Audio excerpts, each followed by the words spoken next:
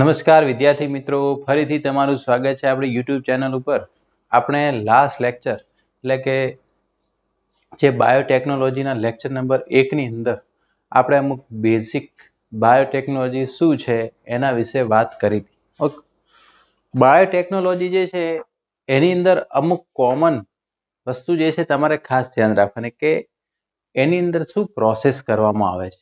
Okay, અને કઈ વસ્તુ જે છે બાયોટેકનોલોજીની અંદર આપણે જરૂર પડે છે. ઓકે, એની અંદર ખાસ કરીને આપણે એક તો શું કરીએ કે આપણે ડીએનએ અલગ કરવાનું હોય. આ બધું ડીએનએ ઉપર પ્રોસેસ થતી હોય એટલે ડીએનએ ને અલગ કરવાની અમુક પદ્ધતિઓ હોય. બરાબર. હવે જ્યારે ડીએનએ અલગ કરીએ કોઈની અંદર પછી ડીએનએ ને ટુકડા કરવાના હોય તો એના માટે રેસ્ટ્રિક્શન ઉત્સેચકની જરૂર પડે. કોની જરૂર પડે? રેસ્ટ્રિક્શન ઉત્સેચક. એ ડીએનએ ને કાપે. એ જે ડીએનએ ને આપણે કાપીએ છીએ, બરાબર, એને પ્લાઝમિડની અંદર ટ્રાન્સફર કરવાનું હોય. કોની અંદર ટ્રાન્સફર કરવાનું હોય? એટલે જે આરડીએનએ ટેકનોલોજી છે. કઈ ટેકનોલોજી? આરડીએનએ ટેકનોલોજી. એ કઈ રીતના કરવામાં આવે? આરડીએનએ એટલે પુનઃસંયોજિત ડીએનએ ટેકનોલોજી કહેવાય. રીકોમ્બિનન્ટ ડીએનએ ટેકનોલોજી. ઓકે, હવે આમાં કરવાનું શું હોય? ધારો કે આ ડીએનએ છે, બરાબર. ઓકે, એની અંદરથી ધારો કે આટલું ડીએનએ નો ભાગ જે છે, બરાબર, એ આપણું ઈચ્છિત ડીએનએ છે. કેવું છે? ઈચ્છિત ડીએનએ. તો આને આ જે ડીએનએ જે છે એને આપણે રેસ્ટ્રિક્શન ઉત્સેચકની મદદથી કાપવો પડે. કોની મદદથી? એમાં ખાસ કરીને રેસ્ટ્રિક્શન એન્ડોન્યુક્લિયેજ ઉત્સેચકનો ઉપયોગ થાય. ઓકે, એ શું કરે? ડીએનએ ને કાપે એટલે આપણું ઈચ્છિત ડીએનએ આપણને મળે.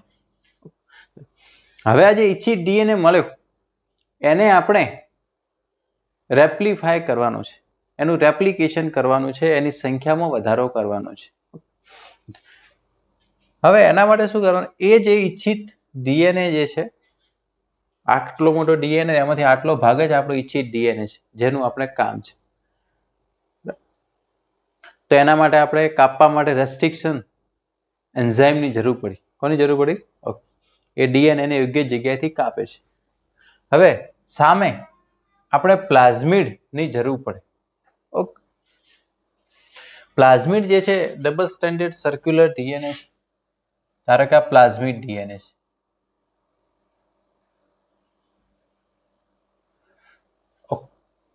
હવે પ્લાઝમિડ જે છે એને પણ આપણે રેસ્ટ્રિક્શન ઉત્સેચકથી કાપવો પડે. શું કરવો પડે? અને રેસ્ટ્રિક્શન એન્ઝાઇમથી એને કટ કરવો પડે. ઓકે, એટલે અહીંયા એક નિશ્ચિત જગ્યા બનશે. હવે આપણો જે ઈચ્છિત જનીન જે છે એને પ્લાઝમિડમાં ટ્રાન્સફર કરી દેવાનું, બરાબર. એટલે આપણે થોડું આને અલગ રીતે દર્શાય કે ધારો કે આ આપણો ઈચ્છિત જનીન છે, એને હવે આપણે ટ્રાન્સફર કરી દીધો પ્લાઝમિડની અંદર.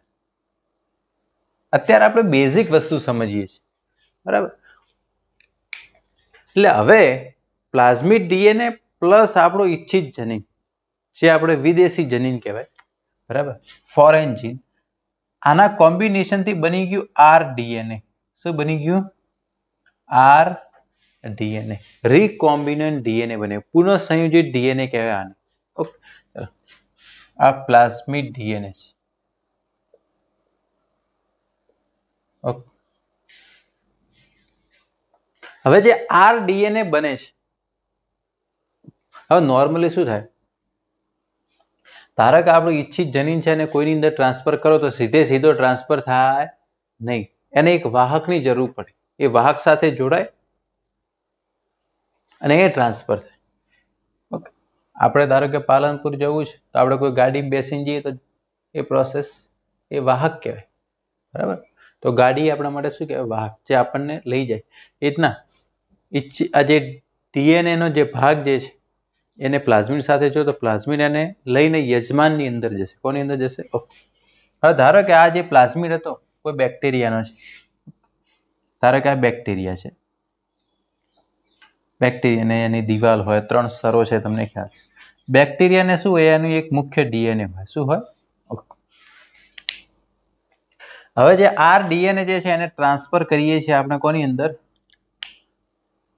બેક્ટેરિયામાં. કોની અંદર transfer? For example E coli બેક્ટેરિયામાં ટ્રાન્સફર કરે, ઇશેરિશિયા કોલાઈ બેક્ટેરિયા. ચલો, એની અંદર એને કરી દીધો ટ્રાન્સફર.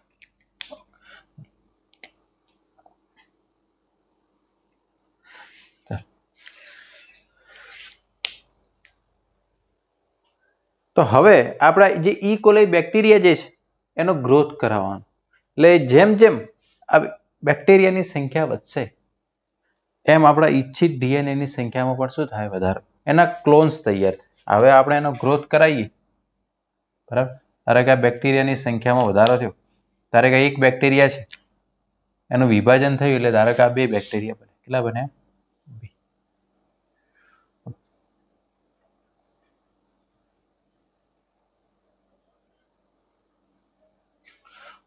આ 2 બેક્ટેરિયા બને, બરાબર છે.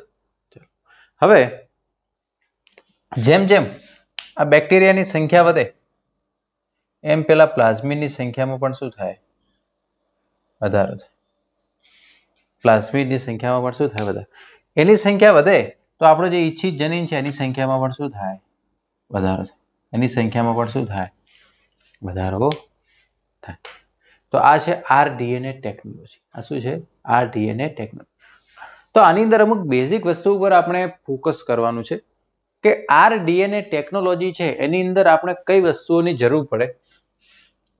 સૌથી પહેલું છે રેસ્ટ્રિક્શન એન્ઝાઇમ. કોની જરૂર પડે? રેસ્ટ્રિક્શન એન્ઝાઇમ, કે જે ડીએનએ જે છે એને યોગ્ય જગ્યાએથી કાપે છે. એના વિશે આપણે એકદમ ડિટેલમાં ભણશું. બીજું આપણે જરૂર પડે જે ક્લોનિંગ વેક્ટર, વાહક ડીએનએ ની જરૂર પડે, એટલે કે પ્લાઝમિડની જરૂર પડે. કોની જરૂર પડે? પ્લાઝમિડ. એની જરૂર પડે. તો પ્લાઝમિડની શું ખાસિયત છે બધું જ આપણે આની અંદર ડિટેલમાં જોવાનું છે. બીજું કે જે યજમાન જે છે એ કેવો હોવો જોઈએ એના વિશે આપણે ડિટેલમાં જોવાનું છે. તો આ બધું શું કહેવાય? આરડીએનએ ટેકનોલોજીના ઉપકરણો કહેવાય, ટૂલ્સ કહેવાય. આ બધા વગર આ પ્રોસેસ શક્ય નથી. તો આટલું તમારે આની અંદર ખાસ ધ્યાનમાં રાખવાનું છે. આ બેઝિક છે. હવે આપણે 1 by 1 આ જે આરડીએનએ ટેકનોલોજી જે છે એના ઉપકરણો વિશે જોઈશું.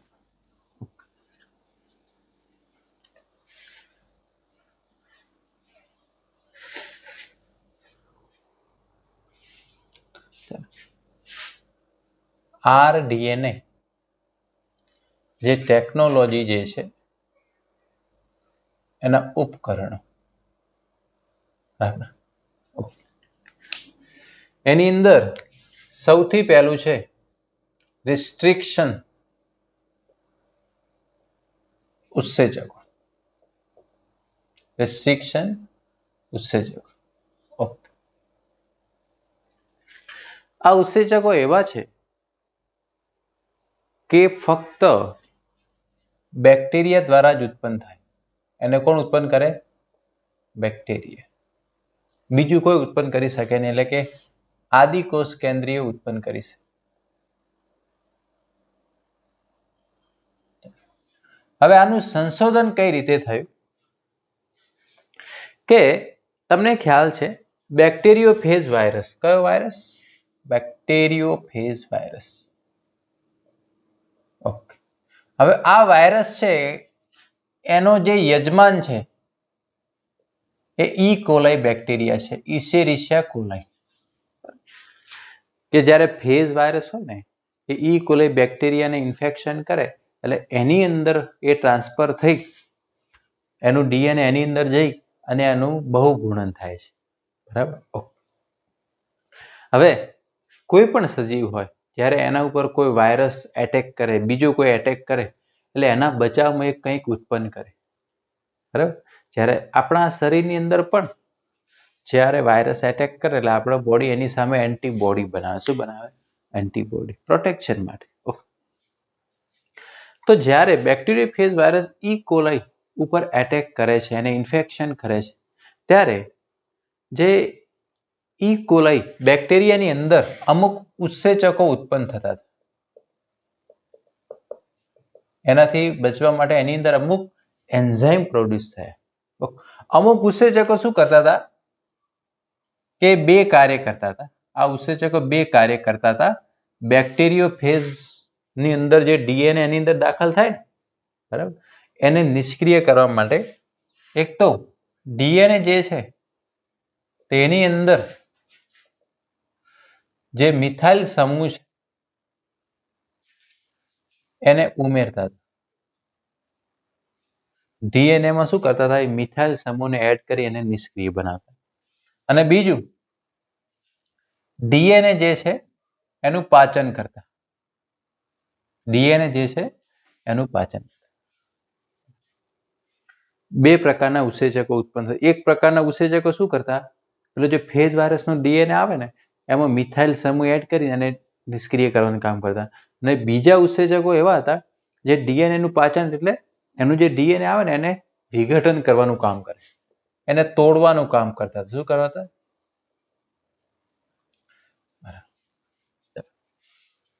એ બેક્ટેરિયાની અંદર ઉત્પન્ન થતા ઈ કોલાઈ. હવે જે આ તોડવાનું કામ કરે છે એ જ રેસ્ટ્રિક્ટ એન્ડોન્યુક્લિયેજ ઉત્સેચકો છે. આ ઉત્સેચકોનું નામ શું નામ આપ્યું? રેસ્ટ્રિક્શન ઉત્સેચકો. અને એનો પછી આરડીએનએ ટેકનોલોજીમાં એનો ઉપયોગ થવા લાગ્યો. કોની અંદર ઉપયોગ થવા લાગ્યો? આરડીએનએ ટેકનોલોજીની અંદર. હવે દરેક રેસ્ટ્રિક્શન ઉત્સેચક જે છે એને નામ કઈ રીતે આપવામાં આવે? બરાબર, આપણે રેસ્ટ્રિક્શન ઉત્સેચક છે એના એક બે ઉદાહરણ જોઈએ પહેલા. બરાબર, જેમ કે કોઈ રેસ્ટ્રિક્શન એન્ઝાઇમ છે, બરાબર, એનું આપણે એક બે નામ જોઈએ. જેમ કે કોઈ એક નામ આપું હું તમને, ઇકો R1. કયું નામ આપ્યું? Eco R1. બરાબર, એ કઈ રીતના અપાય આપણે જોઈએ. આપણે જેમ કે HIND3, BAM H1, BAM H1, આ રીતના કંઈક એને નામ આપવામાં આવે છે. તો નામ કઈ રીતે આપવામાં આવે? તો આપણે અત્યારે જોઈએ રેસ્ટ્રિક્શન ઉત્સેચકો કામ કઈ રીતના કરે હમણાં જોઈશું આપણે. બરાબર, રેસ્ટ્રિક્શન જે ઉત્સેચકો છે એનું નામકરણ જોઈએ. શું જોઈએ? એનું નામકરણ. જેમ કે આપણે આ જોયું કે ભાઈ ઇકો R1. બરાબર, ઓકે. આની અંદર તમે 1, 2, 3 અને 4 કેટેગરી તમને દેખાય છે. હવે પહેલા જ કહી દીધું કે આ ઉત્સેચકો બેક્ટેરિયા જ બનાવે છે, બીજું કોઈ બનાવી શકતું નથી. જે પણ આદિકોષ કેન્દ્રીય સજીવો જ બનાવે, બીજા કોઈ ઉત્પન્ન કરી શકતા નથી. જેમ કે એ કયા બેક્ટેરિયામાંથી મળે છે એના આધારે આખું છે. જેમ કે આ છે તો કે ભાઈ ઇશેરેશિયા કોલાઈ માંથી મળે છે. શામાંથી મળે છે? ઇશેરેશિયા કોલાઈ. બરાબર, એટલે ઇશેરેશિયામાં દેખો કોઈ પણ વૈજ્ઞાનિક નામ હોય, બરાબર, એટલે આર્યો શું હોય? એની પ્રજાતિ. આ શું હોય? એની આ જીનસ હોય, આ સ્પીસીસ. એટલે જે એની પ્રજાતિ હોય એનો પહેલો અક્ષર કેપિટલ લખવાનો, ઈ. ઇશેરેશિયા કોલાઈ નો અહીંયા શું લીધો? ઈ. જાતિ હોય એના પાછળ બે અક્ષર લખે. જેમ કે કોલાઈ હોય COLLI, તો એના બે અક્ષરો લેવાના. એના કેટલા લેવાના? આર જે છે એ બેક્ટેરિયાની જાત દર્શાવે. અહીંયા આર શું દર્શાવે છે?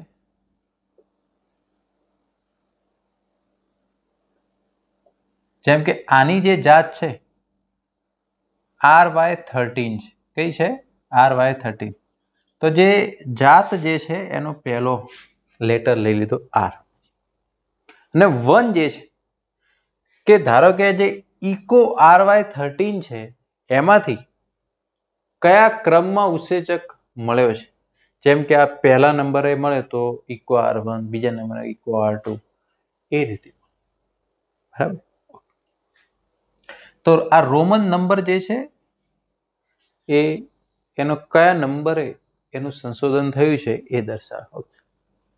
જેમ કે બીજું એક ઉદાહરણ લઈએ, હિન્ડ 2, જેમ કે હિન્ડ 3 છે ફોર એક્ઝામ્પલ.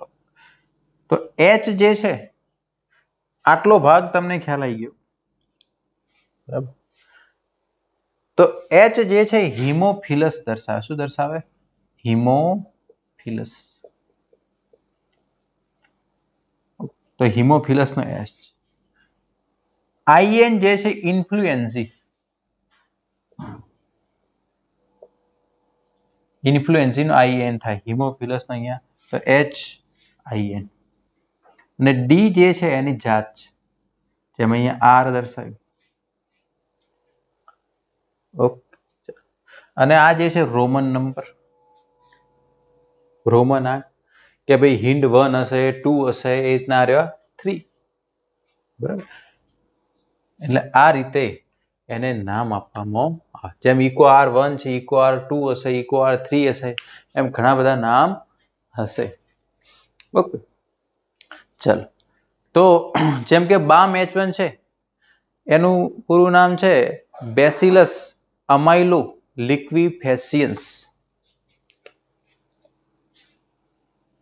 આપણે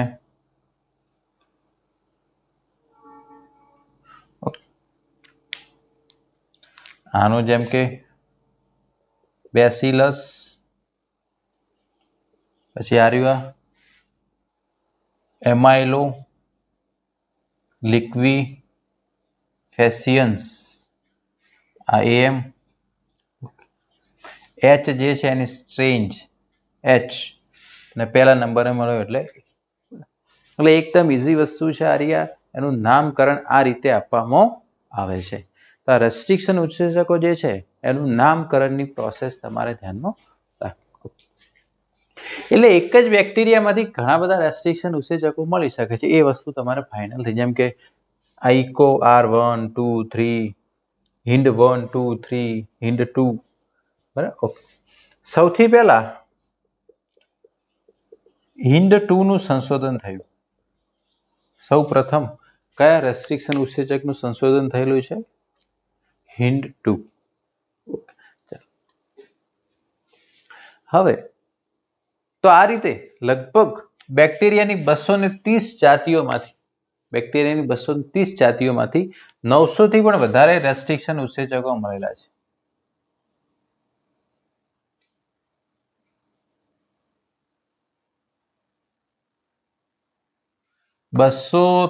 જાતિઓમાંથી જુદા જુદા 900 થી વધારે રેસ્ટ્રિક્શન ઉત્સેચકો જે છે એનું સંશોધન થયેલું છે. આટલી વસ્તુ ખ્યાલ આવી ગઈ. હવે આપણે રેસ્ટ્રિક્શન ઉત્સેચકો છે એનું વર્ગીકરણ જોવાનું. કોનું? રેસ્ટ્રિક્શન ઉત્સેચકો કે કઈ રીતે કામ કરે છે એ વસ્તુ આપણે જોઈશું. જે આ બધું સંશોધન થયું 1963 ની અંદર. બરાબર. 1963 ની અંદર આ બધી વસ્તુનું સંશોધન થયું.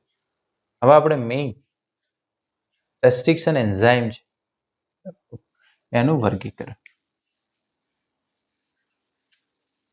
બાયોટેકનોલોજીની અંદર દરેક વસ્તુ જે છે એકદમ તમારે વ્યવસ્થિત સમજવી પડે, કારણ કે બાકીના ટોપિક કરતા આ ટોપિક જે છે, આ ચેપ્ટર જે છે થોડા અલગ છે. ઓકે, જીનેટિક લેવલ ઉપર છે અને ટેકનોલોજી કઈ રીતના હોય છે. ઓકે, ચાલો હવે આપણે જોઈએ જે રિસ્ટ્રિક્શન ઉત્સેચકો જે છે એનું વર્ગીકરણ. રેસ્ટ્રિક્શન ઉત્સેચકોનું વર્ગીકરણ. ઓકે, ચલો. હવે રેસ્ટ્રિક્શન ઉત્સેચકો છે બે પ્રકારના છે. એક છે એક્સોન્યુક્લિયેઝ અને બીજા છે એન્ડોન્યુક્લિયેઝ. એક છે એક્સોન્યુક્લિયેઝ,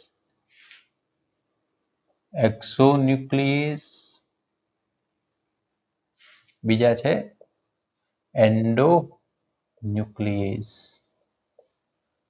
ઓકે, ચાલો.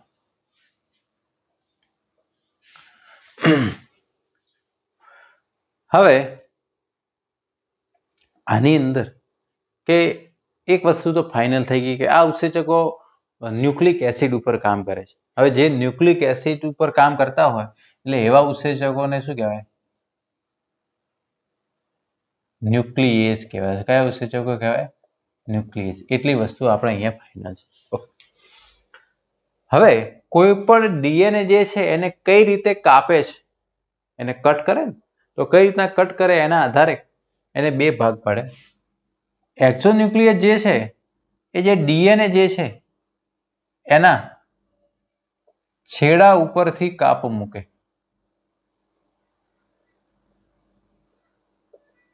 ડીએનએ હોય ને તેના છેડા ઉપરથી કાપ મૂકે. બરાબર. ધારો કે આ ડીએનએ છે, ધારો કે આની કોઈ એક સિક્વન્સ છે, ફોર એક્ઝામ્પલ GAATTC, તો સ્વાભાવિક છે સામે શું આવે? અહીંયા GAATTC. તો એ ક્યાંથી કાટ મૂકે? છેડા ઉપરથી. ક્યાંથી કટ મૂકે? છેડા ઉપરથી. હવે આની ખાસિયત છે કે એ ડબલ સ્ટ્રેન્ડેડ ડીએનએ ઉપર જ કામ કરે, દ્વિશૃંખલિત ડીએનએ ઉપર જ કામ કરે અને પાછું બે બાજુથી કાપે. ધારો કે અહીંયાથી આમ કટ મૂક્યો તો આ બાજુથી પણ એને કાપે. એટલે કાપ્યા પછી આ કેવો થઈ ગયો? આ રીતે.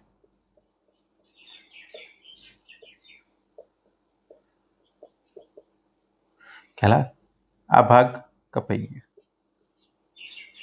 છેડા ઉપરથી કટ મૂક્યો. ક્યાંથી કટ મૂક્યો એને? છેડા ઉપરથી. તો એ એક્સોન્યુક્લિયેઝ. હવે નોર્મલી આરડીએનએ ટેકનોલોજીમાં આવા ઉત્સેચકો ઉપયોગમાં લેવાતા નથી. આરડીએનએ ટેકનોલોજીમાં એન્ડોન્યુક્લિયેઝ ઉત્સેચક ઉપયોગમાં લેવા. કેવા? આરડીએનએ ટેકનોલોજીમાં ઉપયોગી છે. હવે પાછા એન્ડોન્યુક્લિયેઝ જે છે શું કરે?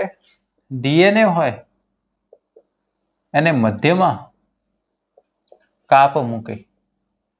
ક્યાંથી કાપે? સેન્ટરમાંથી. છેડા ઉપરથી કટ કરે નહીં. ઓકે. હવે એમાં પાછું જે કટ કરવા કઈ રીતે કટ કરે છે એના આધારે એના બે ભાગ પડે કે એવા એન્ડોન્યુક્લિયેઝ ઉત્સેચક જે કાપે અને એના પછી જે પ્રકારે છેડા બને એના આધારે એક બુઠ્ઠા છેડા બનાવે. કેવા બનાવે? બુઠ્ઠા છેડા. અને એ રીતે કાપે જેથી કરીને ચીપકુ છેડા બને. કેવા બને? ચીપકુ છેડા. ફોર એક્ઝામ્પલ બુઠ્ઠા છેડા અને ચીપકુ છેડા કઈ રીતના બને આપણે જોઈએ. ધારો કે આ એક સિક્વન્સ છે GAATTC. અહીંયા સામે GAATTC. ઓકે, ચલો. આ ડીએનએ ની એક સિક્વન્સ છે. અહીંયા હાઇડ્રોજન બોન્ડથી જોડાયેલા છે. ધારો કે બુઠ્ઠા છેડા કઈ રીતે બનાવે? હવે આપણે વાત કરી કે ભાઈ એન્ડોન્યુક્લિયસ એને ક્યાંથી કટ મૂકે? વચ્ચે. ધારો કે અહીંયાથી કટ મૂક્યું તો બુઠ્ઠા છેડા બનાવે તો સેન્ટરમાં જ કટ મૂકે, પણ એ એક્ઝેક્ટલી સામે પણ એ જ રીતે કટ મૂકે, કારણ કે એન્ડોન્યુક્લિયસ ક્યાં મધ્યમાં કાપ મૂકે. બંને બાજુ કાપે છે એ તો એનો ખાસિયત છે. ચલો હવે ધારો કે એને કટ કર્યા તો આ રીતના સેપરેટ થઈ ગયું. આ બે ટુકડા આ રીતના બની ગયા. બરાબર. આ કટ કરવાના કારણે ડીએનએ ના બે ટુકડા આ રીતે બને. તો આ બુઠ્ઠા છેડા બને ગયા. કેવા કહેવાય? બુઠ્ઠા છેડા. બ્લન્ટ એન્ડ કહેવાય. કેવા કહેવાય? Blunt and. હવે ચીપકુ છેડા કઈ રીતના બને એ જોવાનું છે. ઓકે. ધારો કે આ જ સિક્વન્સ છે કે ભાઈ GAATTC. બરાબર. ધારો કે આ 5' to 3' વાળી સિક્વન્સ છે, બીજી 3' to 5'.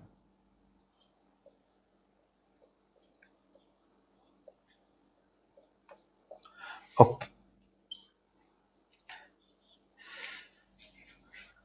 હવે ચીપકુ છેડા કઈ રીતના બનાવે? ધારો કે અહીંયા એ શું કરે, જે સેન્ટર હોય બરાબર, આખું જે ધારો કે આ મધ્યનો ભાગ છે, તો મધ્યથી થોડો કે દૂર કટ કરે. ધારો કે અહીંયા ના કરે, એક્ઝેક્ટ અહીંયાથી થોડું દૂર અહીંયા કટ કરે. ધારો કે અહીંયા જી અને એ વચ્ચે કટ મૂકે ને, તો સામે પણ એ કઈ બાજુ કટ મૂકે? જી અને એ ઉપર જ કાપ મૂકે. સામે પણ એક્ઝેક્ટલી કઈ બાજુ કટ મૂકે? જી અને એ. આ બાજુ જી અને એ વચ્ચે મૂકે, પણ પેલી બાજુ પણ. ઓકે. હવે ધારો કે આ કટ થઈ ગયું, તો અહીંયા ખાલી આ રેવા કટ થઈ ગયું, એટલે આ બાજુ હવે ડાયરેક્ટ શું થયું? એ એ એ પેલો જી તો જતો રહ્યો. ચાલો હવે આ બાજુ તમે જો કોને કટ મૂક્યો છે? આ જી જતો રહ્યો, એ ટી ટી. ખ્યાલ આવે છે?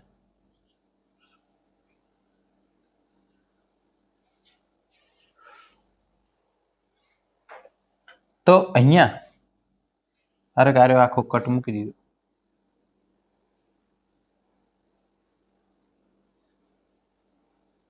આ બાજુ ખાલી જી વધ્યું. શું વધ્યું? જી. અહીંયાથી આ કટ કર્યું એટલે આ ભાગ જતો રહ્યો, એટલે જી જતો રહ્યો. આ બાજુ આ કટ કર્યું એટલે આ ભાગ જતો રહ્યો. હવે આવા છેડા તૈયાર થાય એને ચીપકુ છેડા કહેવાય. શું કહેવાય? ચીપકુ છેડા. ત્યારે આમાં કેવું થતું? પુઠ્ઠા છેડા બનતા હતા ડાયરેક્ટ આ રીતે. આમાં કેવું થાય? એક મોટો બને, એક નાનો બને, આ રીતે બને. બરાબર. હવે જ્યારે ચીપકુ છેડા જે છે, તો આપણે આરડીએનએ ટેકનોલોજીમાં આનો જરૂર છે. એન્ડોન્યુક્લિયસ તો ખરો, પણ એમાં પણ કેવા ચીપકુ છેડા બનાવે ને એવા ઉત્સેચકોની જ આપણે આરડીએનએ ટેકનોલોજીમાં જરૂરી છે. કારણ કે ચીપકુ છેડા જ્યારે બનાવે છે, આપણે શું કરીએ? આપણું ઈચ્છિત ડીએનએ હોય એને ઉત્સેચક વડે કાપીએ, અને જે પ્લાઝમિક ડીએનએ હોય એને પણ એક ઉત્સેચક વડે કાપીએ. હવે જ્યારે જોઈન્ટ કરવામાં આવે, તો જ્યારે ચીપકુ છેડા હોય તો ડીએનએ લાઇગેઝ જે છે એના ઉપર સરળતાથી કામ કરી શકે છે. તો એટલા માટે આની જરૂર પડે. ખ્યાલ આવી? તો જે સ્ટીકી એન્ડ બનાવે એની જ જરૂર છે, બીજી અહીંયા જરૂર છે નહીં. હવે આપણે વાત કરીએ પેલિન્ડ્રોમિક શૃંખલા વિશે. કોના વિશે? પેલિન્ડ્રોમિક શૃંખલા. હવે એ વસ્તુ શું છે? બરાબર કે પેલિન્ડ્રોમ શૃંખલા એટલે શું? હવે નોર્મલી કે આપણે અહીંયા પેલિન્ડ્રોમ શૃંખલા દર્શાવી છે, પણ તમને ખ્યાલ નથી કે કઈ રીતે છે.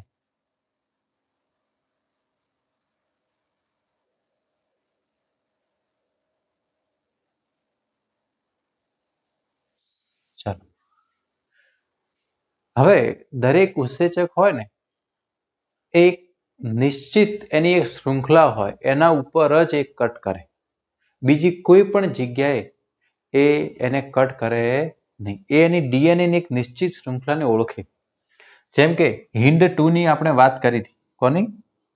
હિન્ડ 2. તો એક 6 નાઇટ્રોજન બેઝ જોડ જે છે, 6 નાઇટ્રોજન બેઝ પેર જે છે, એ એની એક ઓળખ શૃંખલા છે. હવે આપણે અહીંયા છે કે પેલિન્ડ્રોમ શૃંખલા કોને કહેવાય? કે આપણે ડીએનએ હોય એમાં 5 થી 3 ની દિશામાં એને રીડ કરીએ તો એ સરખી રીતે વંચાય. ધારો કે આ એક કોઈ શૃંખલા છે 5 પ્રાઇમ ટુ 3 પ્રાઇમ. સામે શૃંખલા હશે એ કેવી હશે?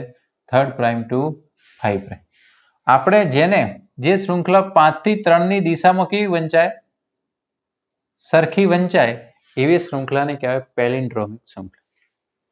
ધારો કે આ કોઈ એક શૃંખલા છે, ધારો કે અહીંયા જી છે, અહીંયા એ છે, અહીંયા એ છે, અહીંયા ટી ટી છે, આ રીતના શૃંખલા છે. તો સ્વાભાવિક છે કે અહીંયા સામે જે શૃંખલા હશે એ કઈ હશે?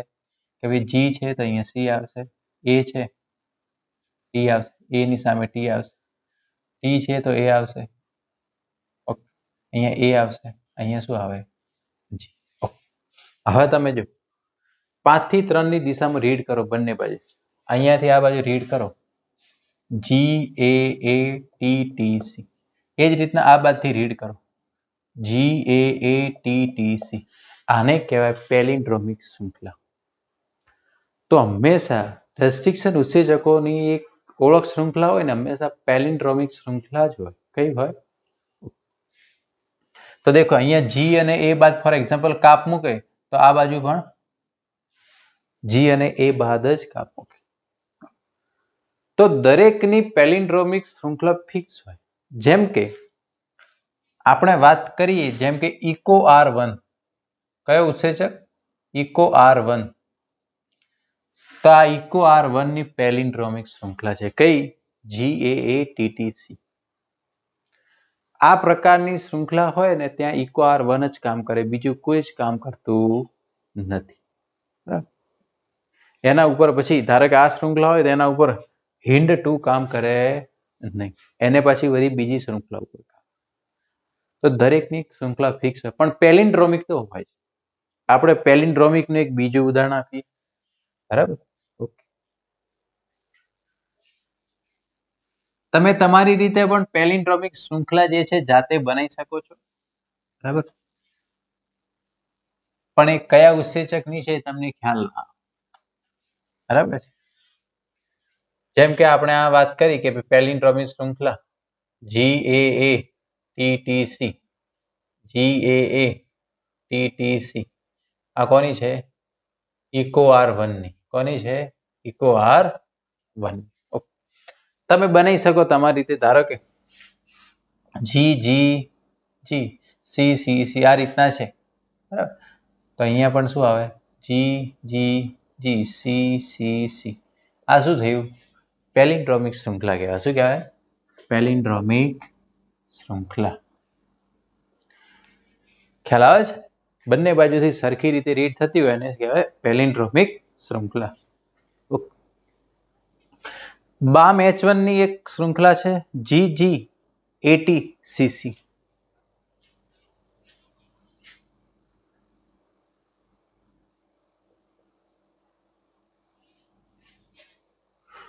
આ બામ H1 ની છે. કોની છે? બામ H1. તમને ખ્યાલ છે એનું પૂરું નામ છે? દેખો તો આમાં પણ શું આવશે? GGATCC. પેલિન્ડ્રોમિક કહેવાય કે ના કહેવાય? આ બધી રીડ કરો. ધારો કે 5' to 3'. આ રીતના 5' to 3'. સરખી રીતે રીડ કરી શકાય. બરાબર? ઓકે. તો આ રીતના બામ H1 છે. એ રીતના આપણે હિન્ડ 3 ની પણ આપીએ AAGCTT.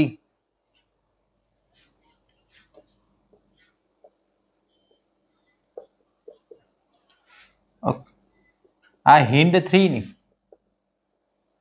આ તમારા પ્રેક્ટિસ માટે છે. બાકી તમારે તો ઇકો R1 ની જ યાદ રાખવાનું છે. બુક ની અંદર એ જ આવે છે. ઓકે. ઇકો R1 ની. તો દેખો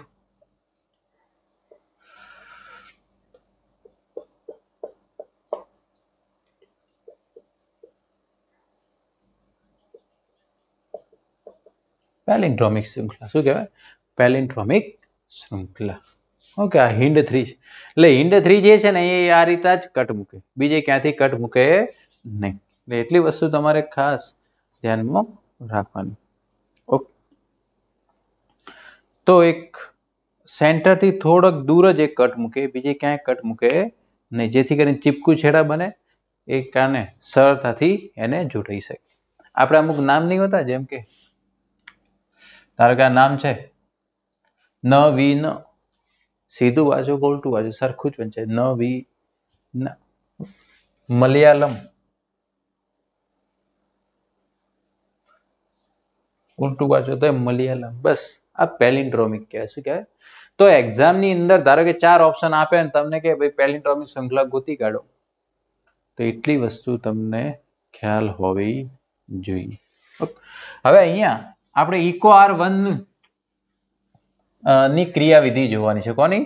ઇકો R1 જે છે કઈ રીતના કામ કરે છે એટલી વસ્તુ આપણે આજના લેક્ચરની અંદર જોવાની છે. ધારો કે આ રહ્યું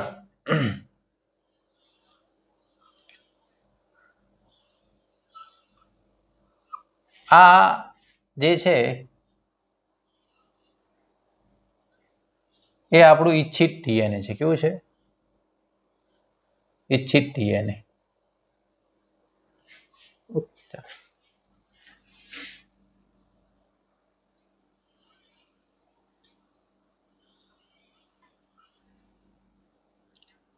આ રહ્યું વાહક ડીએનએ છે. શું છે? વાહક ડીએનએ. ઓકે, ચાલો આપણે ઈચ્છિત ડીએનએ ને વાહક ડીએનએ ને જોડવા છે. ઓકે, હવે બંનેને આપણે ઇકો R1 વડે કાપી. કોના વડે કાપવાના? Eco R1. અલગ અલગ વડે કાપો તો વળી કોઈ મતલબ નહીં. બંનેની ઓળખ શૃંખલા અલગ અલગ હોય પછી જોડવામાં શું થાય? પ્રોબ્લેમ.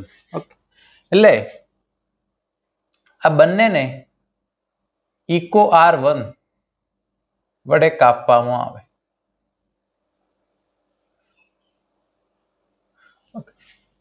હવે તમને ખ્યાલ છે ઇકો R1 ની આઈડેન્ટિફાય શૃંખલા કઈ હોય? પેલિન્ડ્રોમિક શૃંખલા GAATTC.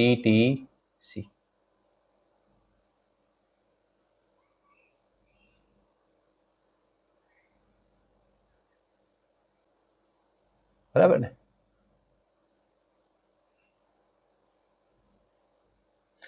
ઓકે, એ પછી અહીંયા હોય કે અહીંયા એની ઓળખ શૃંખલા એક જ GAATTC. GAATTC આ એની પેલિન્ડ્રોમિક શૃંખલા. ઓકે, એટલે આખા ડીએનએ માં જે ઇકો R1 વડે કાપશો તો એક બીજી કોઈ શૃંખલા નહીં પકડે. એ ખાલી એની ટાર્ગેટ શૃંખલા જ ઇકો R1 ની. ઓકે, ચાલો હવે ધારો કે અહીંયા એક કટ કરે તો તમને ખ્યાલ છે કે જી અને એ વચ્ચે કાપ મૂકે છે. કોની વચ્ચે કાપ મૂકે છે? જી અને એ વચ્ચે. આપણે હવે એટલો ભાગ જ દર્શાવીએ.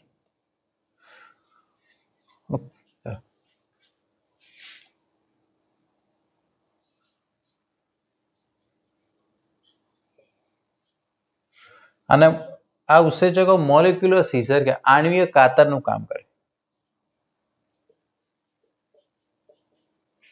ચાલો આપણે વાત કરીએ કે ક્યાંથી કાપ મૂકે. આ બાજુ જી અને એ વચ્ચે કાપ મૂકે, આ બાજુ પણ જી અને એ વચ્ચે એ કટિંગ કરવાનું કરશે. બરાબર?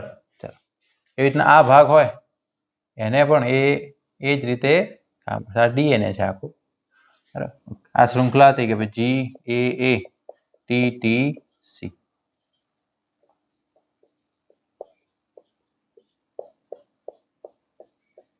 ઓકે, એનું જે હવે ઇકો R1 કાપે છે એને તો આને જી અને એ વચ્ચેથી કાપશે ને આને પણ એક્ઝેક્ટલી અહીંયાથી જ એ કાપશે. ઓકે, ચલો હવે ધારો કે આ કટ કરે છે એટલે શું થશે?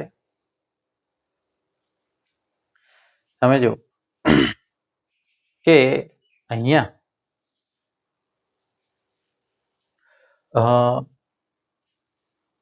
જી છે એની બાદનો ભાગ જે છે એ કટ કરે છે. બરાબર? ઓકે, તો આટલો ભાગ એક કટ થઈ ગયો.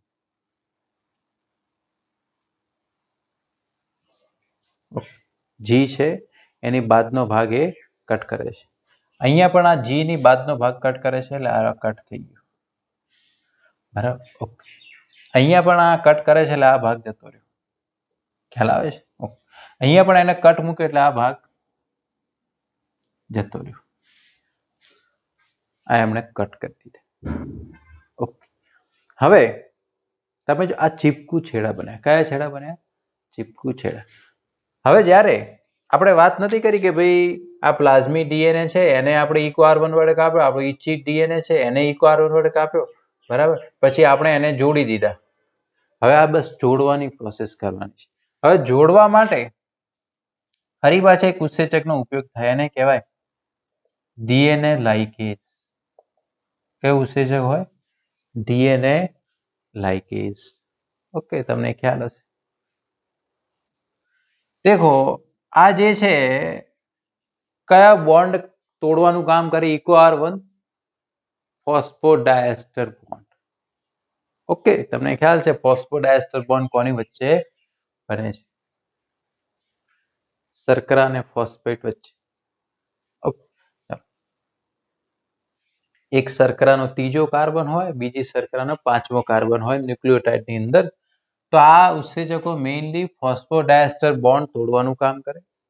ડીએનએ લાઇગેજ જે છે એ ફોસ્ફોડાયસ્ટર બોન્ડ બનાવવાનું કામ કરશે, જોડવાનું કામ કરશે. હવે તમે જો ધારો કે આ જોડાય છે તો શું થશે? દેખો,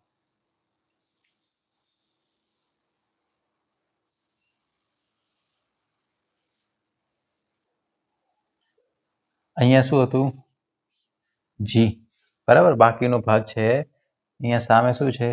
સી ટી ટી એ.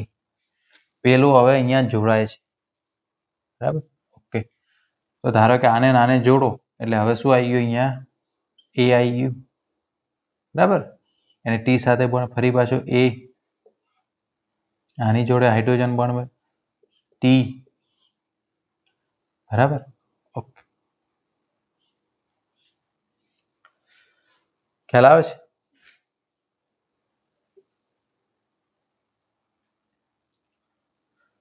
આ જી એ બરાબર, જી એ ટી ટી અને સી. ઓકે, હવે સામે જે છે અહીંયા જી છે, શું છે? જી.